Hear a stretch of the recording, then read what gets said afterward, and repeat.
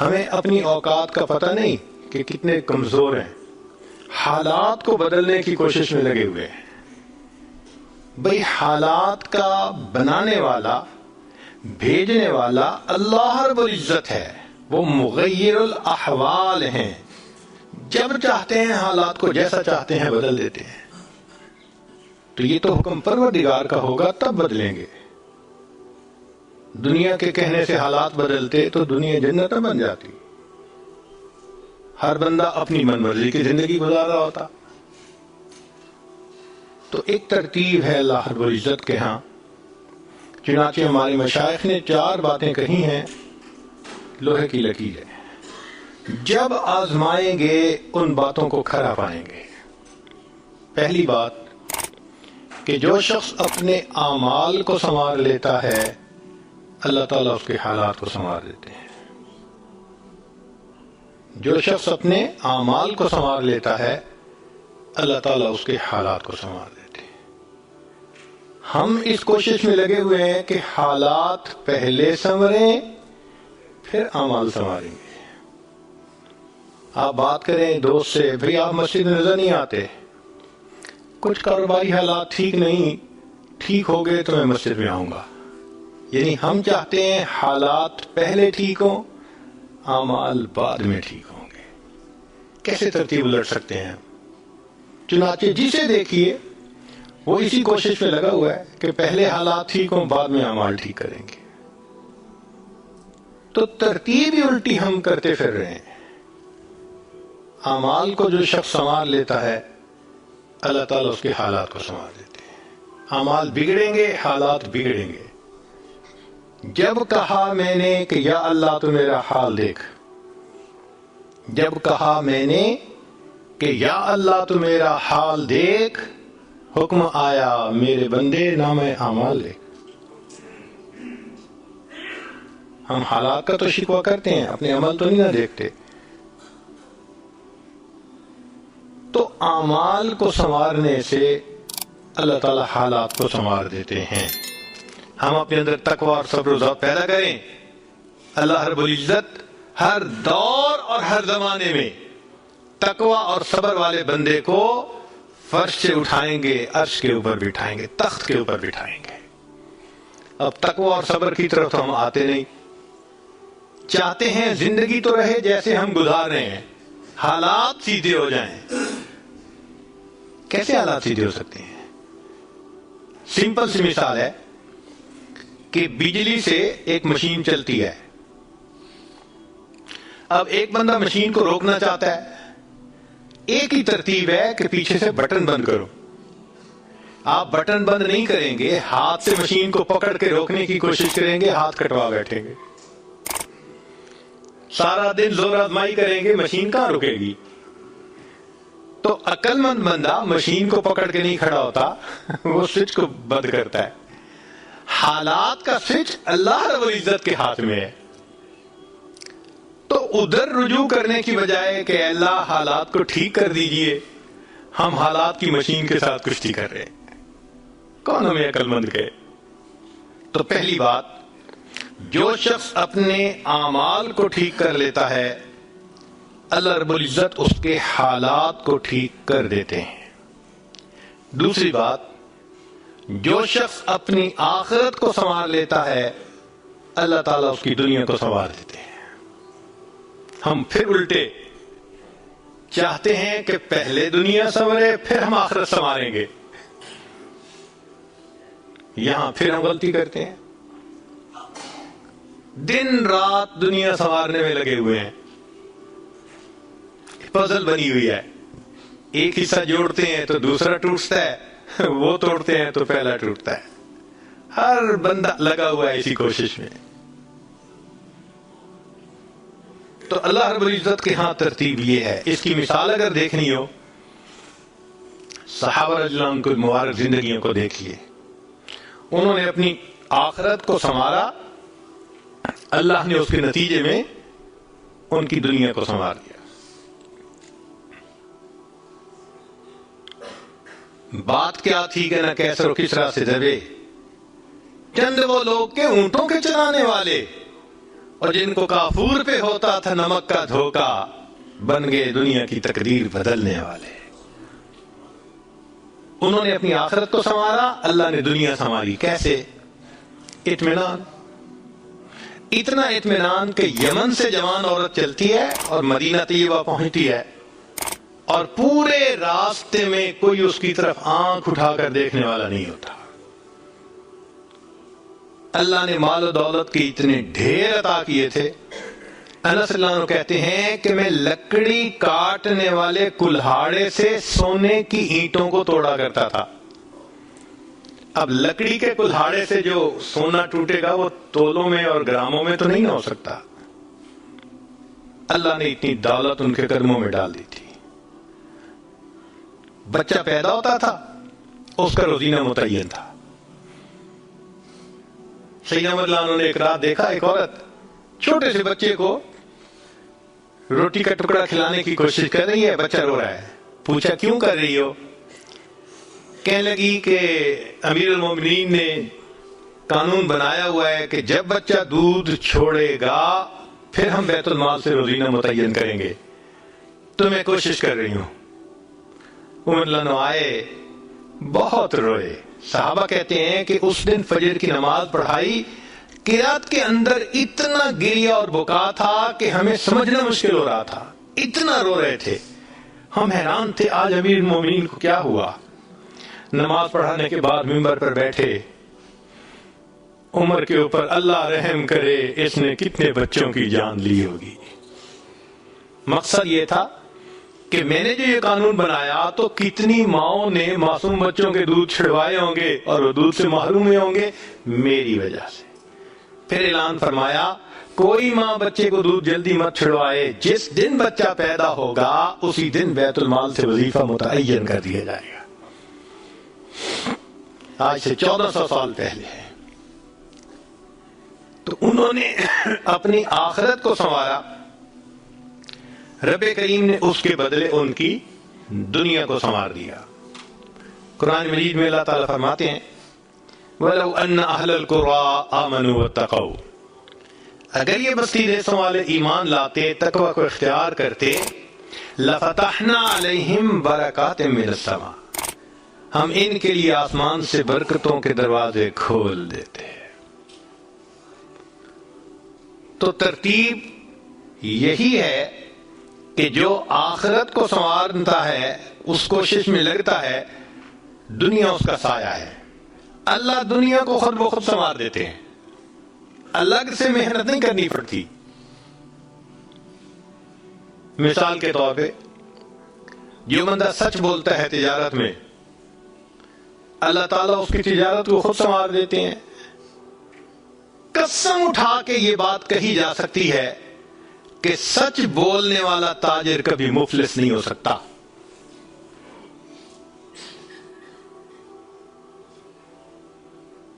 Possible ہی نہیں کہ سچ کی بنیاد ہو اور اس میں برکت نہ ہو۔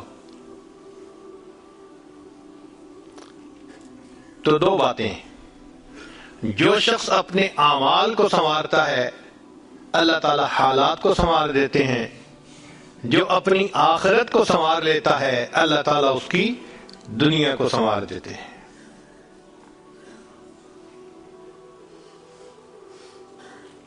ہارون رشید اپنی کھڑکی میں سے نیچے دیکھ رہا ہے، مسجد کے دروازے پر امام ابو یوسف رحمۃ اللہ علیہ تشریف لا رہے ہیں، اور ان کے پیچھے دو شاگرد ساتھ ساتھ جڑے ہوئے ہیں۔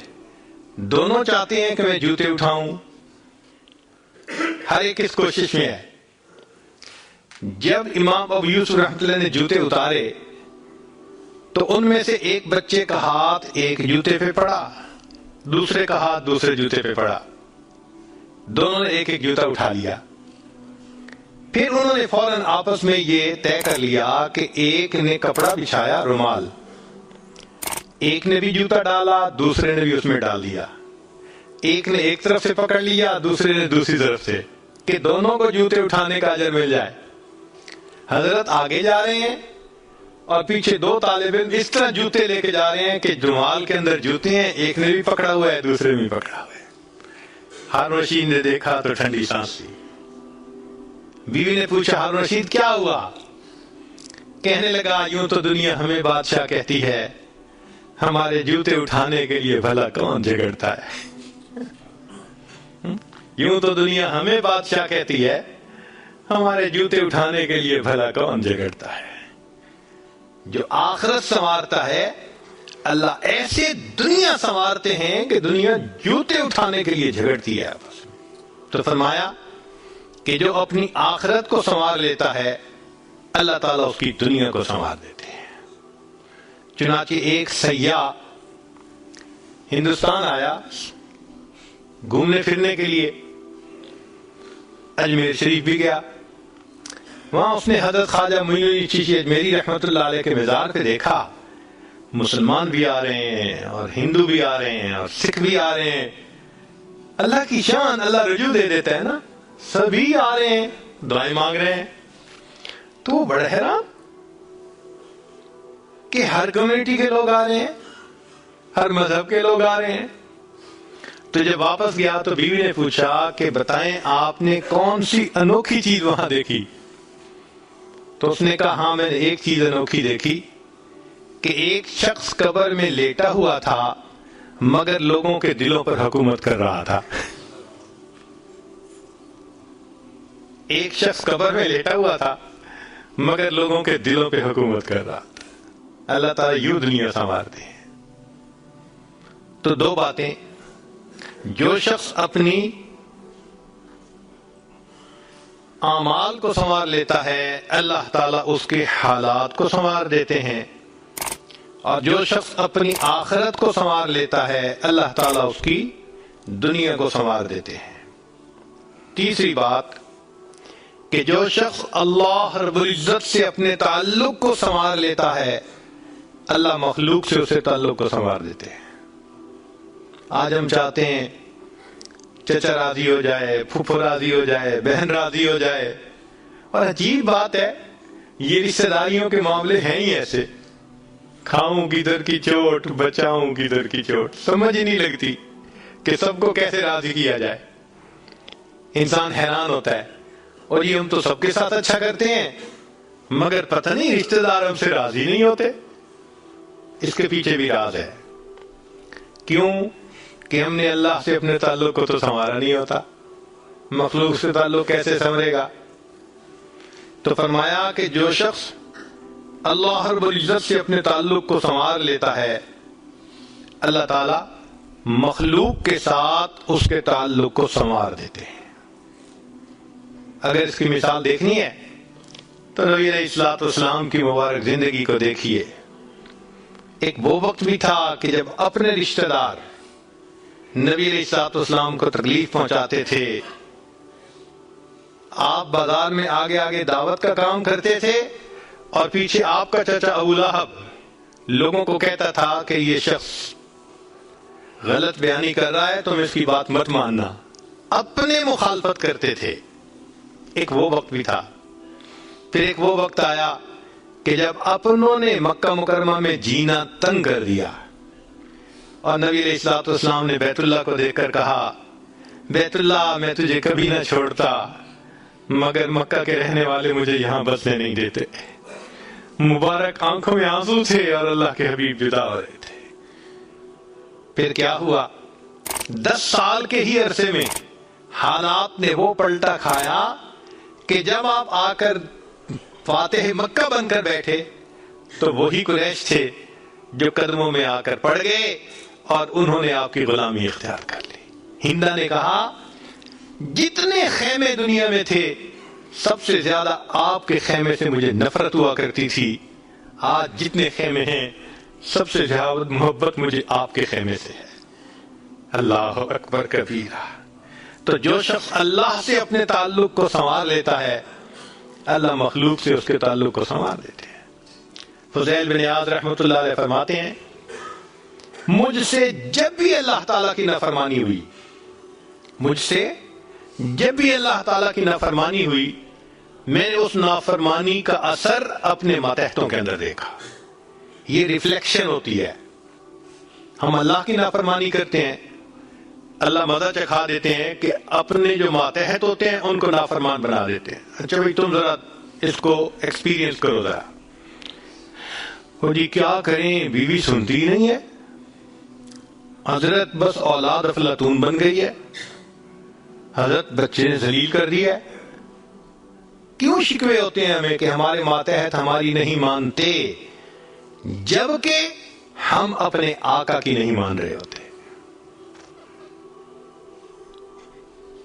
فرماتے ہیں کہ جب بھی مجھ سے اللہ تعالیٰ کی نافرمانی ہوئی، میں نے آزما کے دیکھا، یا تو بیوی نے میری نافرمانی کی، یا میری اولاد نے میری نافرمانی کی، یا میرے نوکروں نے، غلاموں نے، انہوں نے میری نافرمانی کی، یا کم از کم میری سواری کے جانور نے میری نافرمانی کی. یہ ہے عدل کا بدلہ. اپنے آقا کی نافرمانی کریں گے، اللہ تعالیٰ ماتحتوں کو نافرمان بنا کر دکھائیں گے. اس لیے اولاد کے شکوے کرنے کی ضرورت نہیں ہے، بیوی کے شکوے کرنے کی ضرورت نہیں ہے. سمپل سی بات ہے، اللہ رب العزت سے اپنے تعلق کو سنوار لیجئے، اللہ تعالیٰ مخلوق سے ہمارے تعلق کو سنوار دے، سب کے دلوں میں محبت ڈال دے گے. سیدنا امیر معاویہ رضی اللہ عنہ نے خط لکھا ام المومنین سیدہ عائشہ صدیقہ رضی اللہ تعالی عنہا کو کہ ام المومنین آپ امت کی ماں ہیں، آپ مجھے کوئی نصیحت فرمائیے. اور واقعی ام المومنین نے نصیحت کرنے کا حق ادا کر دیا. وہ نصیحت پڑھ کے پتہ چلتا ہے کہ انہوں نے نبی علیہ الصلوۃ والسلام کی صحبت یافتہ ہونے کا ثبوت پیش کر دیا. ام المومنین نے مختصر جواب لکھا، فرمایا دیکھیں اگر آپ مخلوق کو خوش کریں گے، اللہ کو ناراض کریں گے، اللہ ساری مخلوق کے دل میں تمہاری نفرت ڈال دیں گے. یہ اندر سے تم سے نفرت کرتے پھریں گے. اور اگر تم اللہ کو راضی کرو گے، گو کہ مخلوق ناراض ہو رہی ہے، اللہ تعالیٰ اسی مخلوق کے دل میں تمہاری محبت ڈال دیں گے، یہ سب تمہارے دوست بن جائیں گے. تو اصل تو اللہ کو راضی کرنا ہے. تو فرمایا کہ تم اللہ سے اپنے تعلق کو سنوار لو، اللہ تعالیٰ مخلوق سے تمہارے تعلق کو سنوار دیں گے. تو اولاد کو نیک بنانے کا سب سے آسان طریقہ خود نیک بن جائیے. جو خود نیک بنتا ہے اور اللہ کے حکم کو توڑنے سے باز آ جاتا ہے، اللہ تعالیٰ اولاد کو مطیع اور فرمانبردار بنا دیتے ہیں.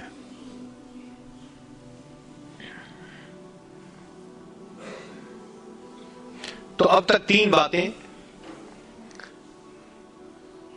جو شخص اپنے اعمال کو سنوار لیتا ہے، اللہ تعالیٰ اس کے حالات کو سنوار دیتے ہیں. جو اپنی آخرت کو سنوار لیتا ہے، اللہ اس کی دنیا کو سنوار دیتے ہیں. جو شخص اللہ رب العزت سے اپنے تعلق کو سنوار لیتا ہے، اللہ مخلوق سے تعلق کو سنوار دیتے ہیں. حدیث مبارکہ میں ہے جب بندہ عبادت کرتا ہے اور اللہ تعالیٰ خوش ہو جاتے ہیں، دعا جبرائیل، اللہ تعالیٰ جبرائیل علیہ السلام کو بلاتے ہیں اور بتلاتے ہیں کہ جبرائیل میں فلاں بندے سے محبت کرتا ہوں. تو جبرائیل علیہ السلام آسمانوں پر اعلان کرتے ہیں کہ آسمان کے فرشتوں، اللہ تعالیٰ فلاں بندے سے محبت کرتے ہیں. یہ اعلان سن کر سارے فرشتے اس بندے سے محبت کرنے لگ جاتے ہیں. پھر جبرائیل علیہ السلام زمین پر آتے ہیں اور زمین پر آ کر پھر اعلان کرتے ہیں کہ لوگوں فلاں شخص سے اللہ تعالیٰ محبت کرتے ہیں. ثم یودع له القبول فی الارض، پھر اللہ اس شخص کے لیے زمین میں قبولیت رکھ دیتے ہیں. پرائے اپنے بن جاتے ہیں، دشمن دوست بن جاتے ہیں، مخالفین کے دلوں میں بھی اللہ ان کی محبت اور عظمت ڈال دیتے ہیں. تو مخلوق سے تعلق سنوارنے کا یہ ہے سب سے بہترین طریقہ. کس کے پیچھے بھاگیں گے، کس کس کی منت سے حمایت کریں گے؟ بہتر نہیں کہ ہم ایک ہی کو منا لیں.